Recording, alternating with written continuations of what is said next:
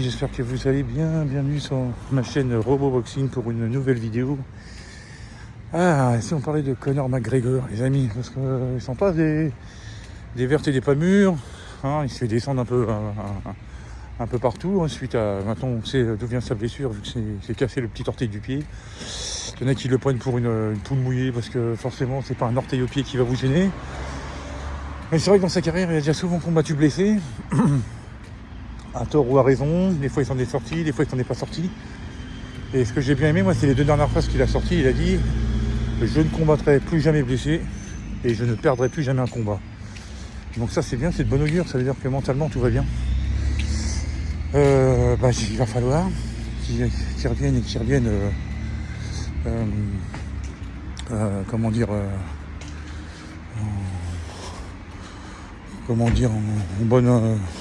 bonne santé, en bon état de forme et tout, parce que là il va rencontrer un mec, c'est un fou dangereux. Michael Chandler, ça rigole pas, il a livré des sacrées guerres contre Dustin Poirier, Justin Gaethje, contre Ferguson, contre Dan Hooker et tout ça. Attention, le mec il rigole pas. Je crois que contre Oliveira, le seul mec qu'il n'a pas combattu, à part Conor McGregor, c'était Khabib Nurmagomedov. Mais Khabib a arrêté avant.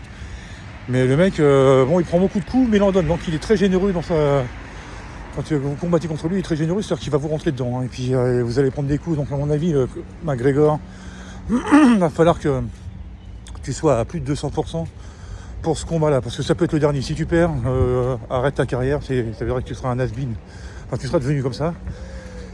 Par contre, si tu gagnes, ça peut t'ouvrir la porte à un title shot. Vu la réputation que tu es le plus grand combattant de l'UFC, le plus connu, celui qui ramène le plus de pay-per-view, tout ça. D'ailleurs, la preuve qu'avant que le combat soit annulé, les 20 000 places de la T-Mobile Arena se sont vendues en quelques heures seulement. Donc, c'est l'effet McGregor, quoi. Et puis, c'est sûr que quand vous combattez McGregor, vous touchez la plus grosse bourse de votre carrière. Donc, c'est gratifiant. Et je comprends pourquoi Chandler, il veut attendre. Alors qu'il y en a qui l'ont proposé de faire un combat... En attendant pour rester dans le rythme, c'est pas faux non plus, c'est une bonne idée aussi. Mais non, puis bon, Chandler a été bien parce qu'il a dit lui il l'a pas descendu McGregor, il a fait pas de problème, l'ami, remets-toi bien et à bientôt. C'est bien. Après je pense qu'il va y avoir sûrement du trash talk pendant la conférence de presse. Bon, on verra bien. Apparemment la date, on parle de septembre ou de novembre, alors si c'est septembre ça va, c'est pas trop loin, si c'est novembre ça fait chier, il faut encore attendre 5 mois. Et je pense que beaucoup de monde ont envie de voir le comeback de McGregor. Plus de 3 ans. Enfin, plus de 3 ans après son dernier combat contre Dustin Poirier, sa blessure grave. Donc, à voir. À voir ce que ça va donner. Je ne vais pas donner un pronostic maintenant. Mais enfin, s'il est bien préparé, avec son anglaise et tout, son striking et tout, c'est quand même lui qui a relancé le striking à l'UFC.